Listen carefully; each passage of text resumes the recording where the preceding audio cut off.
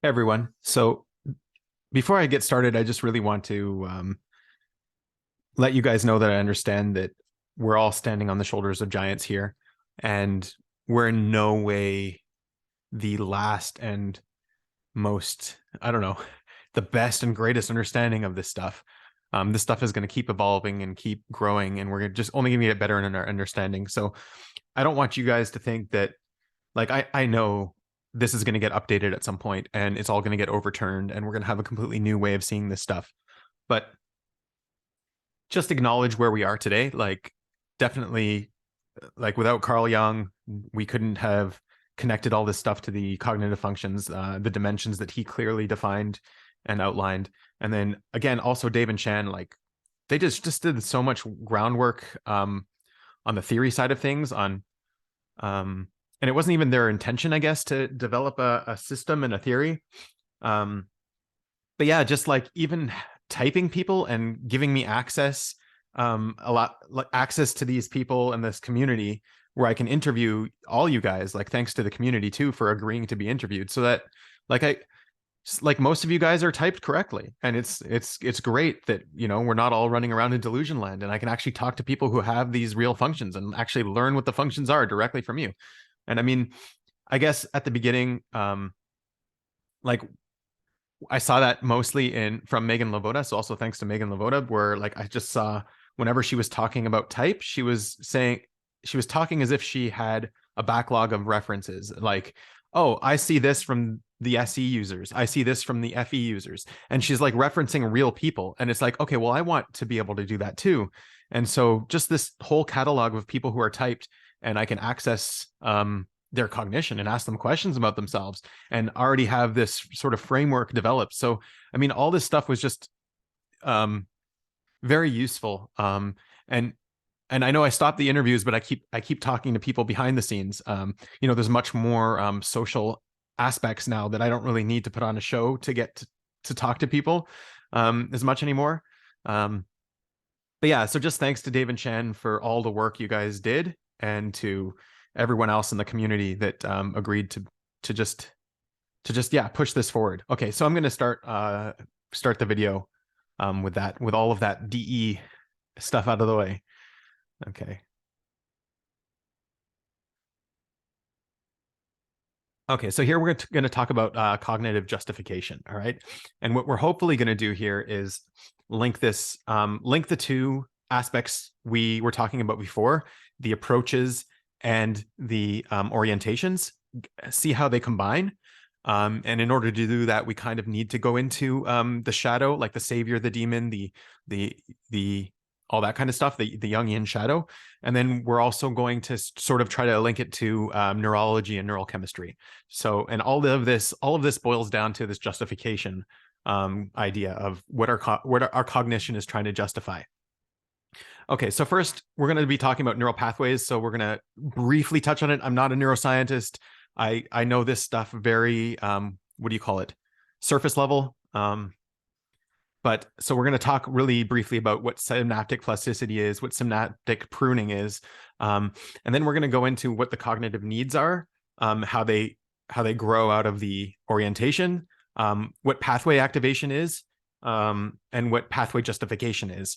And then eventually tie it into preferences and type, because this is where you'll see where our cognitive preference and type shows up, is when you connect it to the actual neurology of what's going on.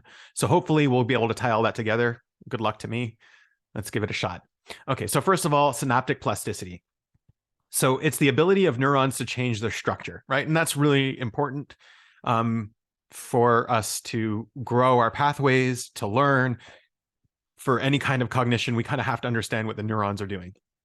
And so really what happens is the pathways that are used more often, they're strengthened, and the pathways that are used less often are weakened, right? And so the synaptic structure can be selected also based on attentional focus. So I've got this guy here, right? So, like, let's say you're supposed to be focusing on, I don't know, what's going on in front of you, and then all of a sudden you have a feeling and you start looking at your feeling, right? So it's like you're going to build the pathways in your brain where your focus is. So if you're always focused on feelings, you're going to build a lot of feeling pathways. And that's just what's going to happen, right? And if you're not focused on the thinking side of things, you're not really going to build those pathways, right? And so that's kind of what this is saying, is as our attentional focus also helps in building what pathways we are. And pathways can become more efficient when used more often. And this is what synaptic pruning is.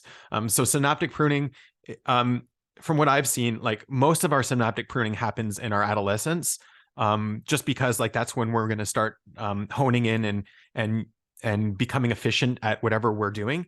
But it can last your entire life, especially if you're learning new skills and you're getting mastery at new things, right? So synaptic pruning is just making the pathways in your brain way more efficient and cutting off the pathways that are inefficient, right?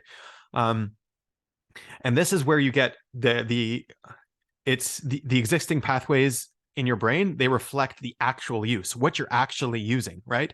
And so this is where the external pressure and the hard times come in, is if you're forced to use pathways, you're going to build pathways. You're going to get better at certain pathways. And if you're just not doing anything, then you're not going to build pathways. Like the pathways you build is just going to reflect what you're doing, what your experience is, what you're doing with your time, what you're actually using, right? Okay. So let's talk about the orientations first. The orientations grow into the needs, okay? And what the needs are, they're the demands in our synapses to create and select neural pathways, right? And that's where the demand on us comes from. So everything starting from the orientations, growing to the needs, and then going into the animals, all of this stuff is demanding us, is providing a demand on us, right? This external pressure, these hard times, right? We're obligated to these. And this is why we are building pathways to meet these needs. Okay.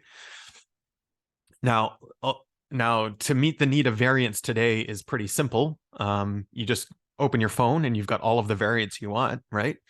But yeah, we're going to build the pathways in order to process that variance and to, and all that kind of stuff. Okay. So it stimulates the synapses to meet those needs, right? And it justifies the existence of pathways. Okay.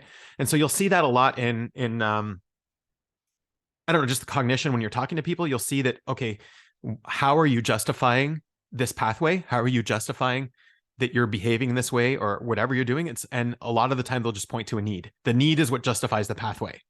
Oh yeah, it's for control, right? They'll just tell you outright, right? Yeah. So this is the role that the needs play. And they are what obligate us. This is where we feel our obligation. Okay.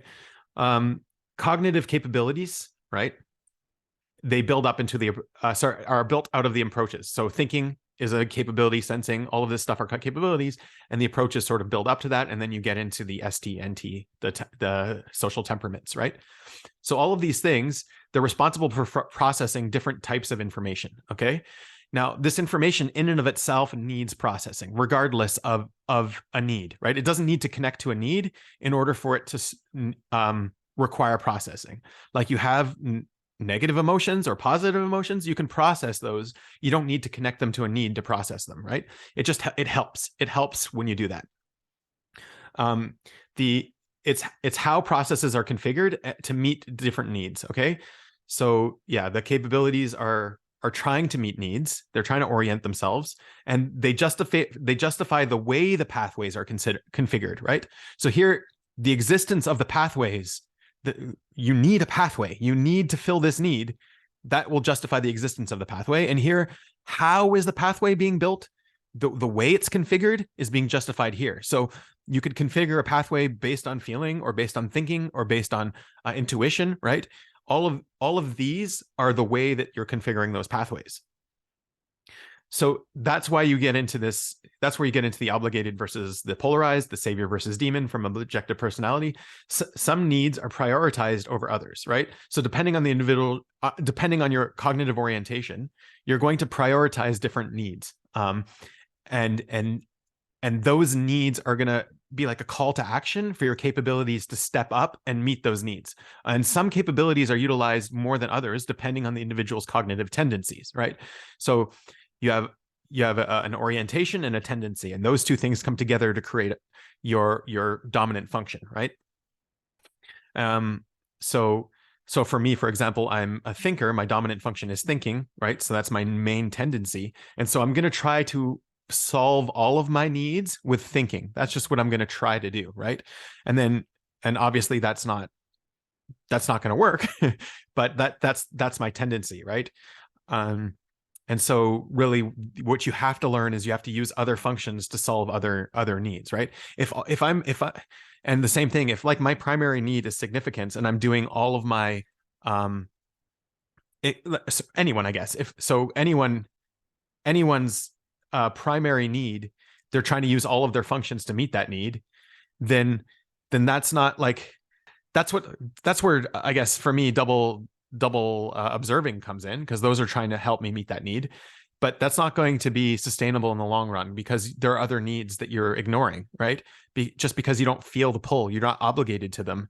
You're going to be ignoring them, and you're going to get tidal waves. That's where the tidal waves come from. They build up. It's this obligated side, and then the polarized side is the capabilities that you're using. And we'll get into that. We'll flesh that out a bit more. So synaptic pruning will make these pathways more efficient, so the individuals can focus less on the pathway itself and more on using said pathway. Okay.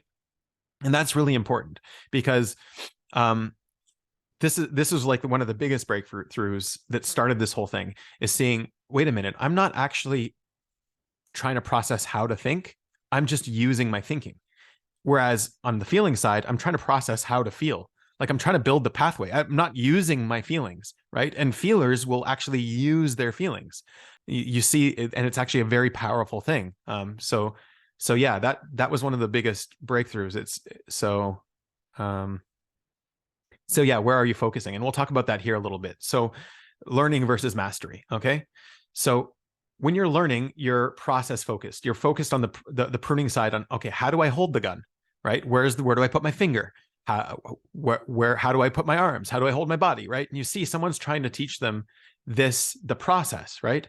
How you're meeting the need, right?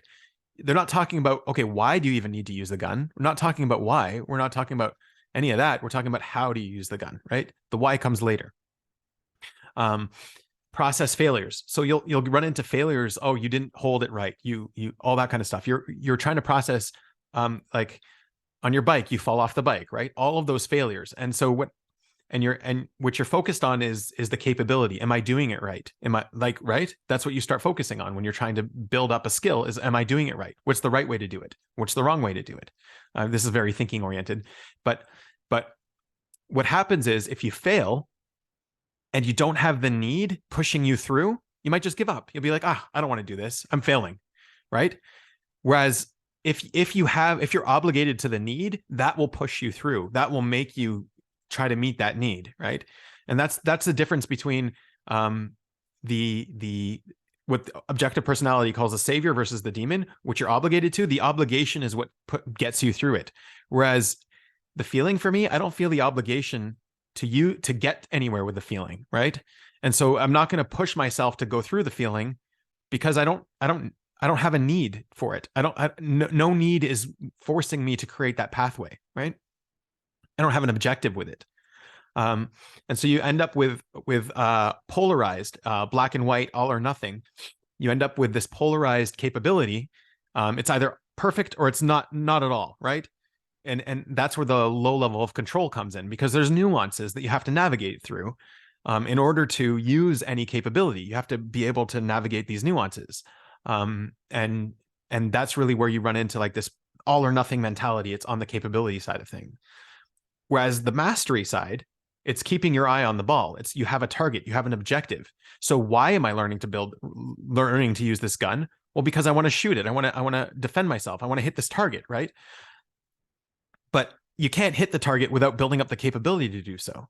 So if you have your eye on the ball, then you have an objective for building up the capability. You have a reason. Why am I building this up? Why am I doing this? Right. And so you're more results focused pruning. So the pruning comes from, am I achieving the result or not? Right. And it's less on, am I doing the technique right or not? Right. And this is at the mastery level. You get failures not in the technique anymore. You're getting failures in the results. The focus is on those needs, right? And you get to a level where you're confident in the capabilities, right? And that's kind of what we all feel like in our saviors, like what I feel like when I'm thinking, oh yeah, I could solve it, I can figure this out.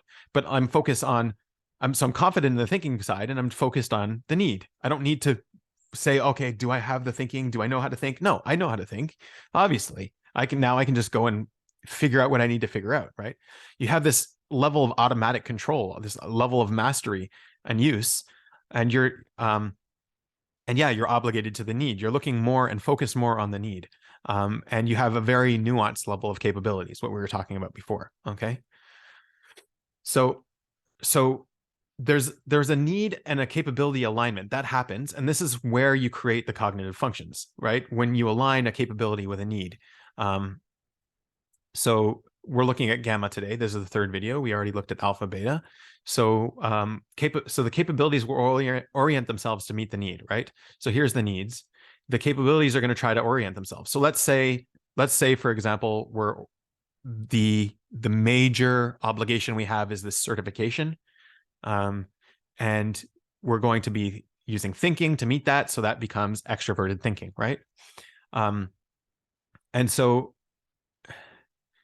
there's a certain level of dependence that comes in from that, because sometimes the needs conflict each other. So that's where one need might be used to justify the other need, right? And so, like, if you're neglecting completely the autonomy side of things, right, only doing this, that's where the fairsies kicks in, right? That's where the extroverted thinking is always trying to make sure things are fair, because that's a roundabout way of getting to their autonomy. And so rather than actually doing the feeling and fleshing out their values, they're going to keep busy. They're going to do everything they need to do. And in order to find reasons why they're allowed to like something, right? And that's pretty backwards. That's indirect. That's an indirect way to get to the demon, the inferior. And so you'll see that they're overworking one to get to the other. And that's what we get all the time. Whereas, feelings need to be processed, and it'll help two birds with one stone if you process them and connect it to your autonomy, right? And like a lot of the extroverted thinkers, you'll see they'll give up on doing the feeling, right? Because they're not focused, right? Their eye is not on the ball. They're not focused on the autonomy. The autonomy isn't pushing them through, isn't forcing them to get through the feeling. They don't feel that obligation and that need. They don't feel the need. So they don't need to meet that need. And so what you can do is, yes, go through the feeling and try to get to autonomy, right? But you don't even know that need. Like, you're building these pathways, you're trying to connect these pathways, a capability to a need. So if all you're doing is developing this capability, how do you know if you've met the need, right? The eye is not on the ball. Like, okay, you might have figured out feeling 100% and completely, but what are you even doing it for? What's the purpose of it? How are you going to use it now that you figured it out, right? Or fleshed it out, develop the capability.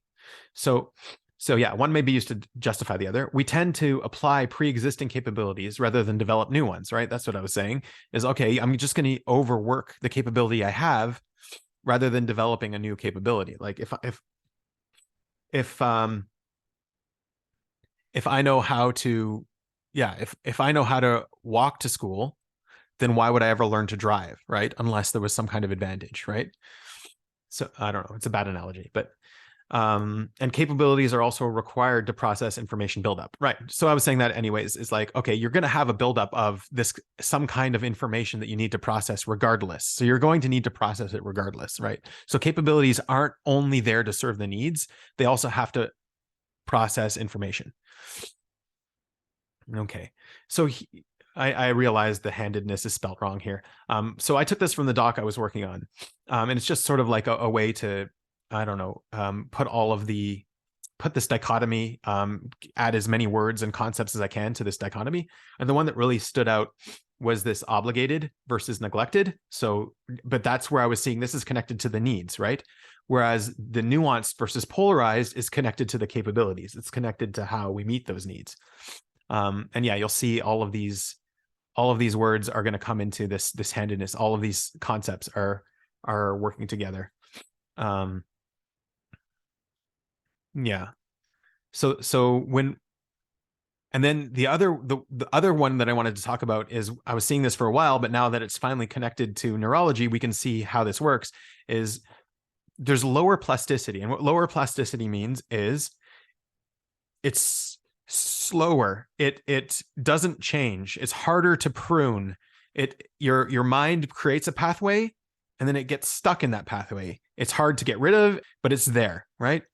And so this is low plasticity. High plasticity is, okay, it takes a while to build up and create a pathway.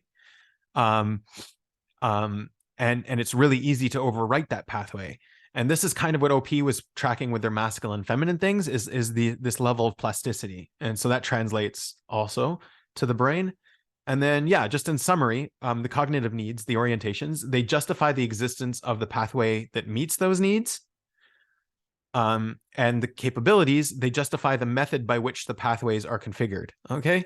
And that's really the big distinction there. And so this is where, by bridging these two things, that's where the cognitive functions are born. Okay.